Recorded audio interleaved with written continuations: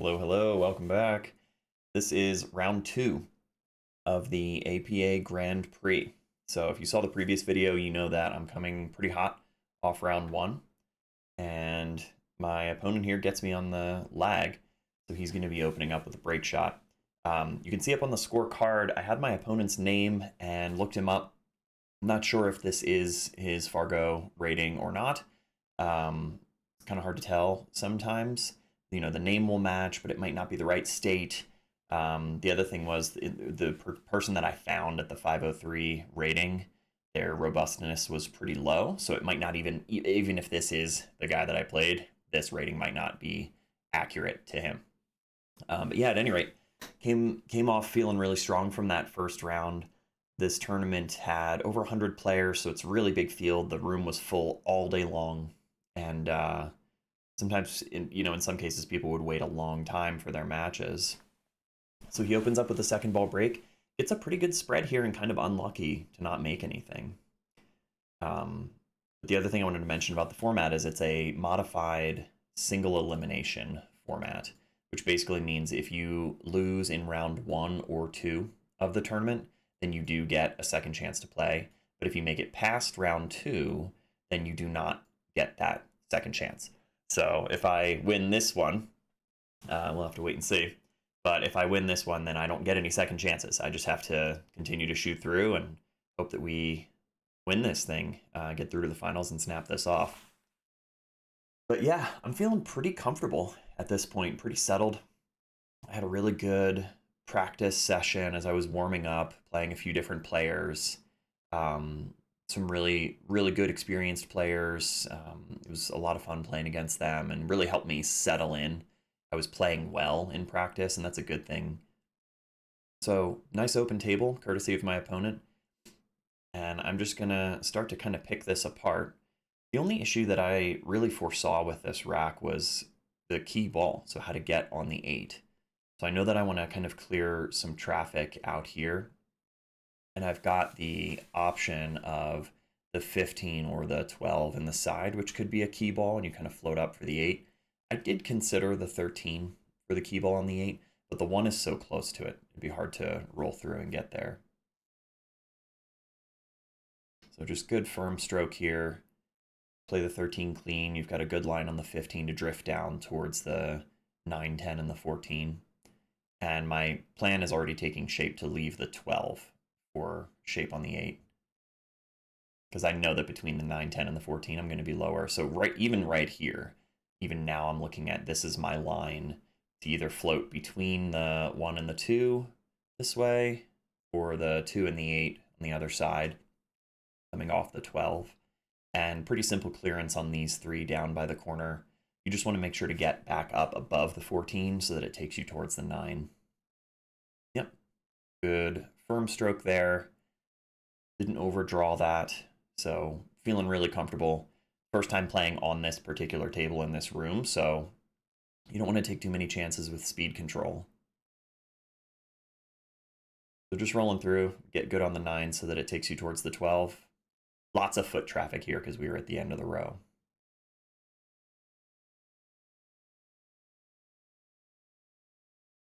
Yep, roll that in nice and easy. You don't need to complicate things. Would it have been nice to get down below the 9 on the short rail? Sure. Could you have stayed up above it, gone into the 9 into the rail and bounced back up? Also would have worked. But hard for this to go wrong here. Really, the key shot is the key ball. It's getting from the 12 to the 8.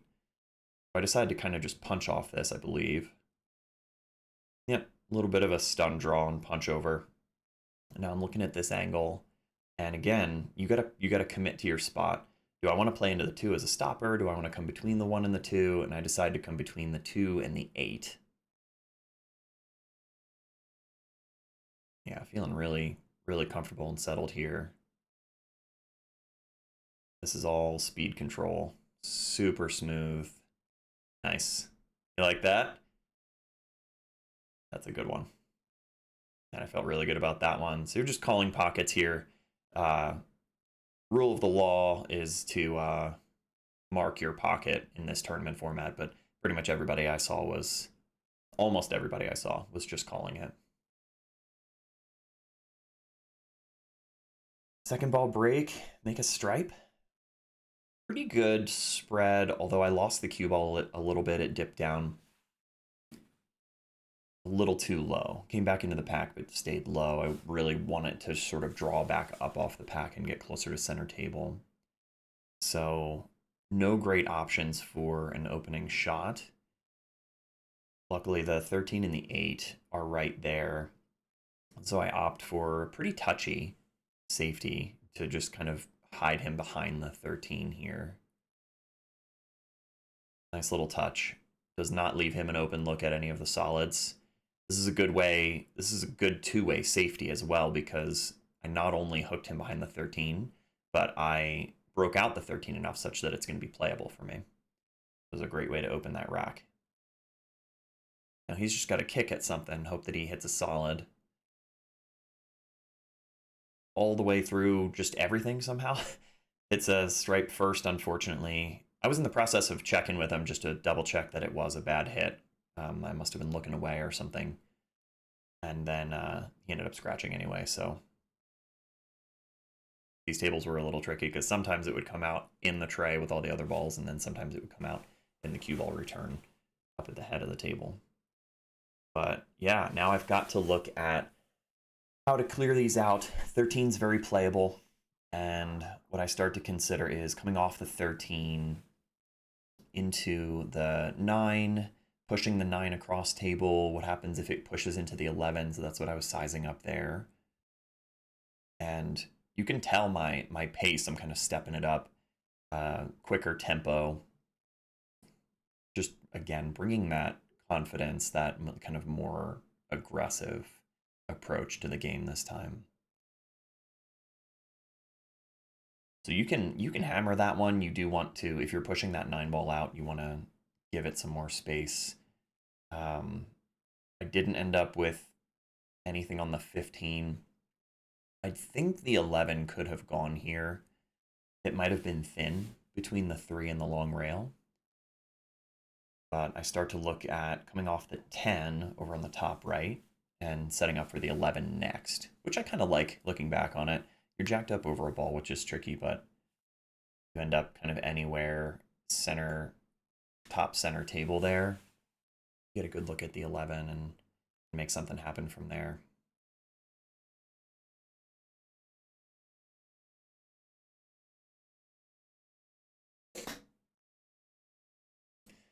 So good clean hit on the cue ball, but let up on it a little bit. It's tricky to try to get a lot of action out of that when you're jacked up over a ball.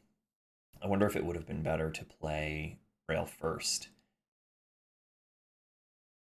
You sort of flirt with the 1 and the 4 a little bit over here, like if you go rail first and come off. And I think I just size up a back cut on the 11 ball here, but I remember it being pretty thin. Yeah, it came into the 3. Oh well. So that's a miss. But momentum's still feeling good. I like where everything is lying right now. And he's got some work to do. The 3, 7, and 5 are sort of buried down there. But makes sense to take this 6 ball to kind of open things up and help him feel like he's getting in stroke. So a bit of draw off that ball. 4 is a duck. Just got to come up with a plan for the 1 and the 2. You play back down below them into here, and then you've got options for the 1 and the 2, or do you try to stay above them? The 1 and the 2 could both go on the side here. Yeah, I think so. 2 definitely goes on the side. And he's got to think about how to get on the 7. Work down the problems in there.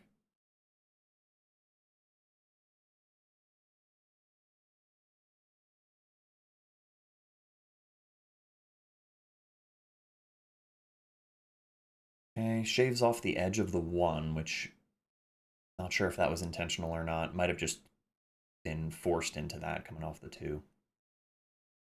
Has to jack up a little bit, awkward cueing on the 1 ball here. Probably hoping to hold the cue ball for the 7. Okay. So he gets good on the 7, and he's got a straight out here from 7-3 to the 5. He's just got to think about his shape of which is the key ball. That's touchy. I think he might have wanted to hold it for the 3. And now he's got to shoot the 5. Reasonably thin cut, hold it for the 3, and then get from the 3 to the 8. 5 goes. That works. Cheated the pocket a little bit to hold the cue ball. So some players here will just try sort of extreme spin to float the cue ball over for the 8 to try to stay under the 11. And then other players will curve back around. So maybe even like low left. And I think that's what he's looking at is coming up. He doesn't want to play into my ball. It'll be hard to see. I think his body might block it. Hard to see what he ends up, how he ends up hitting it exactly, but low left is my guess. Jaws the 3. And doesn't scratch. So that's good for him, but leaves me long back cut on the 12, which plays into the cluster, or you play this ball and kind of pull back for either the combo or the 12. I think I end up shaping the 12 here. So low left, and you hit it almost like a drag draw shot, but with enough pace to curl back. You don't want to overhit this ball.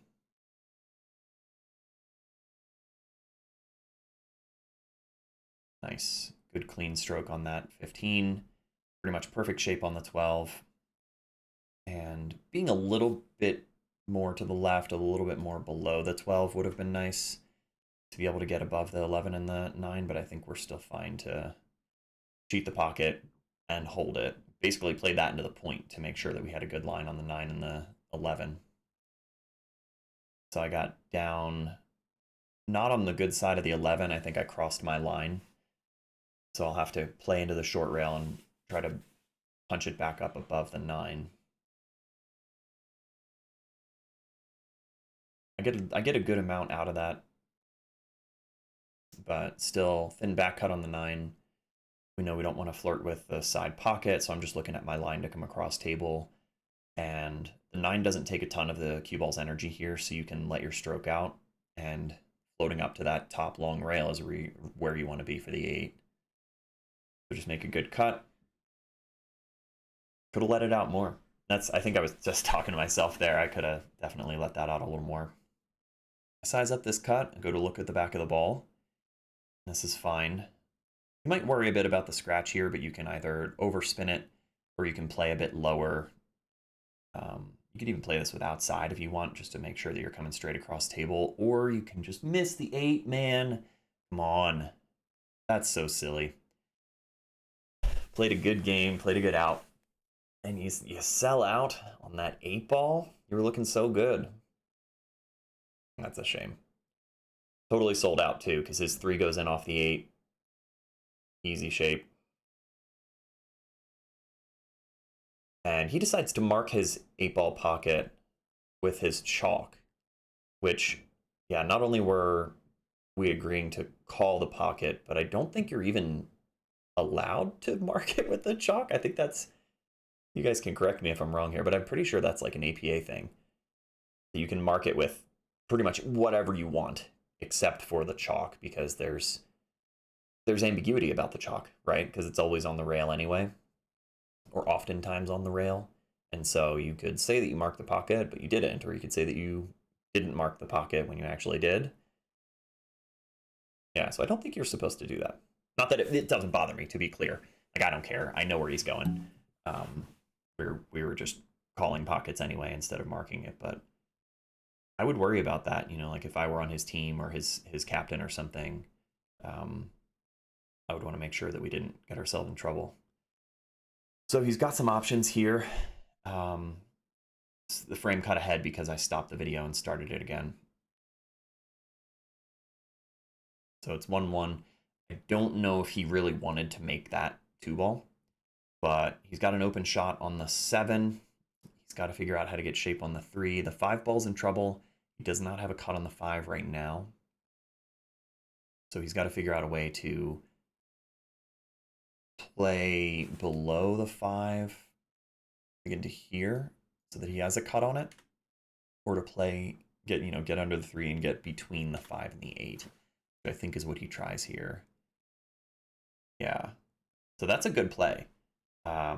Maybe a touch of inside to straighten that out. And now he's got a pretty natural angle to float above the 5, either play into the 8 and push it up table, or just get behind the 8 ball and push it away from the long rail.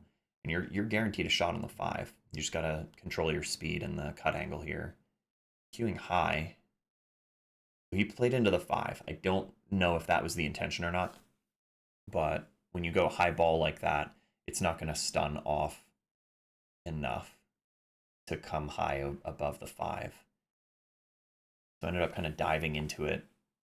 And now he's in a tough spot. He does not have a lot of options. 5 obviously doesn't go cross side. It's blocked by the 15. He could consider the bank back down here. So coming cross corner, you're going to turn the cue ball loose. But I think at this point, it's going to feel like do or die, right?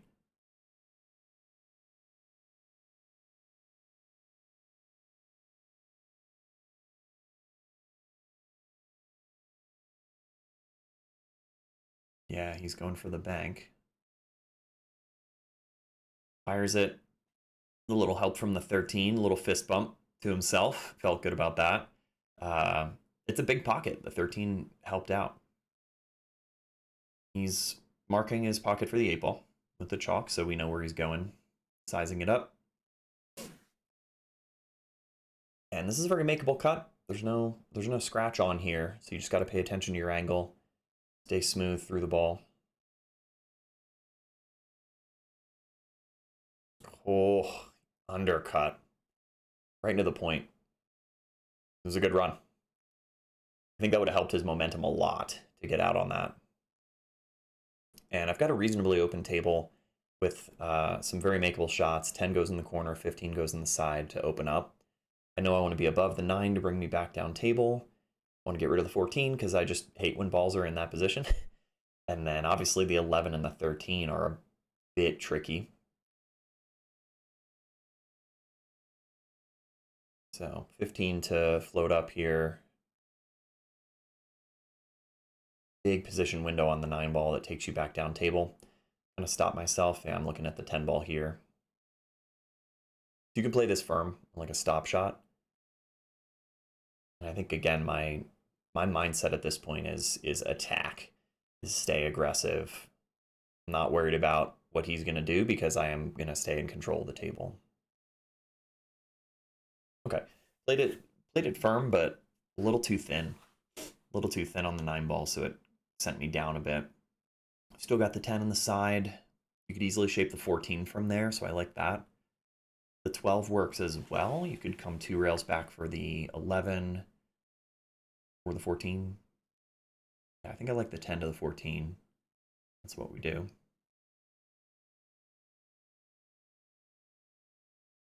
So a bit of inside here to take it off the short rail towards the 14. Good smooth stroke. Straightens out nicely.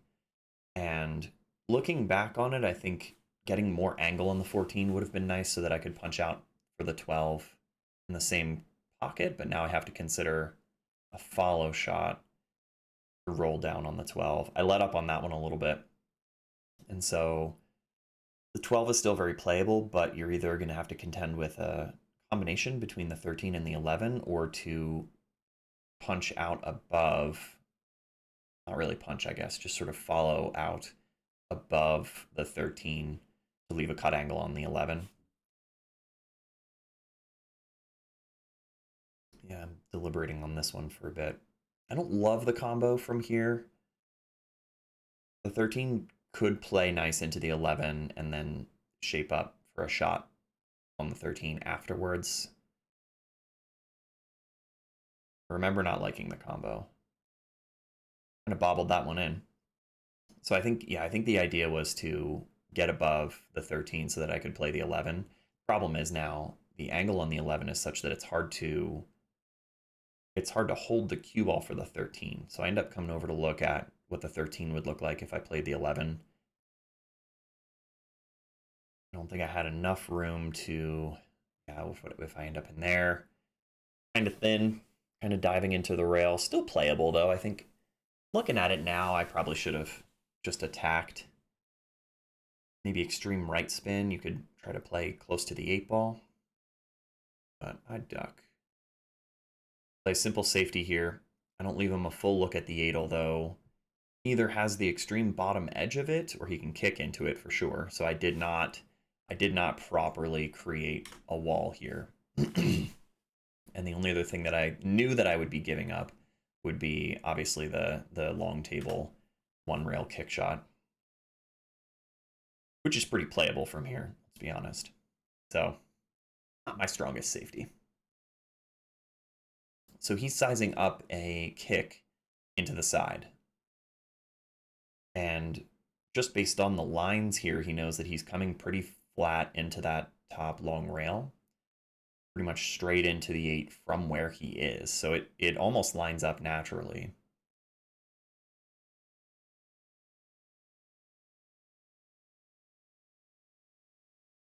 Takes another look at it. It's good practice.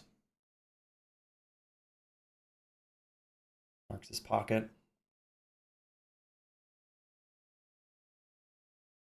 Look at the back of the ball. Another good habit. Yeah, he knows he's coming pretty close into the point. Bit offset. Might have to spin into it. This is a tricky one. Foot traffic, guys. It gets to me sometimes. Right at the edge, so tons of people walking by. For the money. Ooh, he almost did it. Really close. I remember the room getting crazy about that one. Everybody was really excited that he might make that ball. We're having a little battle over here. We had a bunch of people sitting on the bar, the high top tables behind where the camera is, and then a bunch of people over on the right-hand side.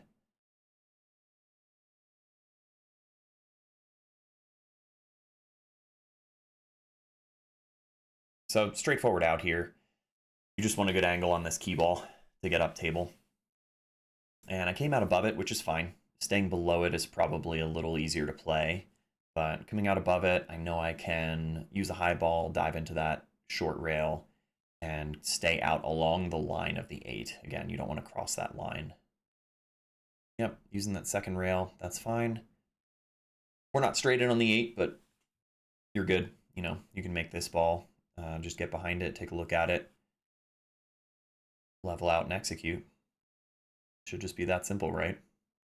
Sounds easy when you put it that way. And it was easy. I did it. Yay. All right. There's a game missing, unfortunately. So you saw the scorecard jump. One of them was corrupted. So I continue to be plagued by camera issues. I'm so sorry about that. It has gotten better, though. If you saw my earlier videos, you know how janky that was with the autofocus stuff. So luckily, that's not happening anymore. But I keep learning. I keep getting better. You know, like I'm okay at pool, but I'm not great at camera stuff. So we'll get there, guys. Just bear with me. So I am on the hill. It is a race to 4 between 2 7s in this format. And I did snap off that last game. So we're looking at the final game in our match. And tricky table. The 6 is in that bad position that nobody likes. The stripes have options, but you know the 15's blocked here, so that's terrible. The 11 probably goes between the 3 and the 4, if not off one or both of them. And then you have to clear the 9 and the 14 before you can get to the 13. So he's got to work through his solids. And I think he tried to either make the 2-ball clean or to play it into one of the balls that was sitting in the corner there. So immediately clears up some issues and creates some new ones. And I know that that's what I was looking at firsthand is the 11 and how I could break out the 8. And then I look at the 15 because the 15 is still a problem. I'll have to either play short side on the 15 or do something else to get the 1 ball out of the way. I size up this combo because it's my best option for an opening shot.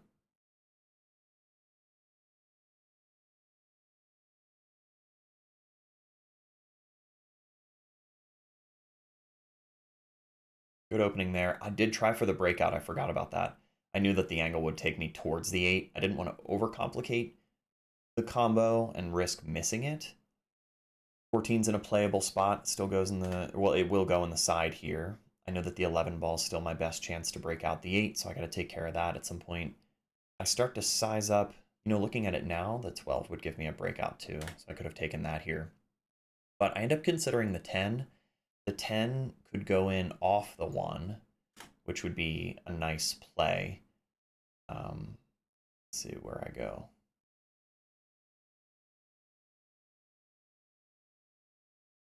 Ooh, I tried to kind of just slow roll that in. Maybe the hope was that I would get short side on the 15. Looking at it now, I think the better play would have been to play the 10 into the rail off the 1, which moves the 1 out of the way and clears the pocket for the 15. He's got a stretch here for the 1, but it's easy enough. His 7's in a bad spot, his 6 is in a bad spot, but he's got options for breakouts. 5 and the 2 to come down, maybe float down for the 3 and break him out now. Okay. He's got an angle on the 3, he's not too flat on that, so that's looking okay. Tries for it, and scratches. Based on the action there, it seemed like he went kind of firm low left. Which if he was trying for the breakout, it's going to send you the wrong direction. I don't know if the breakout was the plan or if he was just trying to get back up table. And I've got ball in hand, so you have to clear out your problems. Luckily, the bottom right-hand corner is no longer blocked. So can we play the 14, it's the closest one to the 8, in such a way that we can break things out? The 11 ball still works, but I think what I'm looking at here is breaking out the 8 from below is going to send the 8 into this area and could just complicate it again. So what happens, yeah, if we hit the 8 from up here, that's what I start to consider. 14 into the side, hitting the 8 down that way. I think the concern was the 8 might not get into a good position, or it could send the 7 on top of the 11. So I look at the backside of the 14 here. I'm above it, above the cut line, which is going to send the cue ball into this top side of the 8. I do think this is the best play here to get a good breakout on the 8 and give you shape on something else after. Nice. Very solid into the 8 ball. I tapped the table by way of apology because I got a roll. The 7 definitely could have blocked my path and just happened to get out of the way enough to leave me a look at the 11.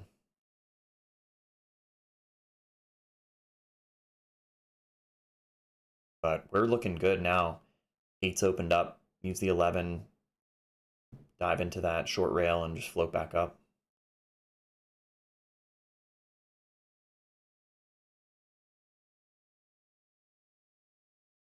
So you start to think about your key ball. Really, any of these could work as the key ball. I wouldn't love the 12 as the key ball because you would have to punch into this rail and come back. It's kind of a thin window from here. I'd really rather be up table somewhere for the 8. Nice. So a touch of inside there to get good on the 12. And then I know, yeah, this is me just sizing it up. 12, 10, 13. Pull back a little bit for the 10, pull back a little bit for the 13. 13 basically a stop shot for the 8. So that's the plan here.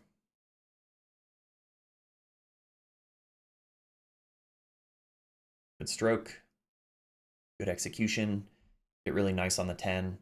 And then I just size up my position window kind of between second and third diamond. I'm going to draw back to get mostly straight on the 13. You could come farther too if you wanted to get below the 13. Good firm stroke. Right on the bottom edge of that position window, but it still sends us towards the 8. I'm floating around the table now. You see this pace?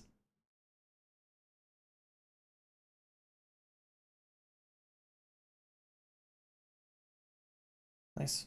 A little bit of a stun on my pocket. Don't miss this 8 ball, man. Can you believe that one that I missed in the second game? That was so silly. On the hill for the cheese.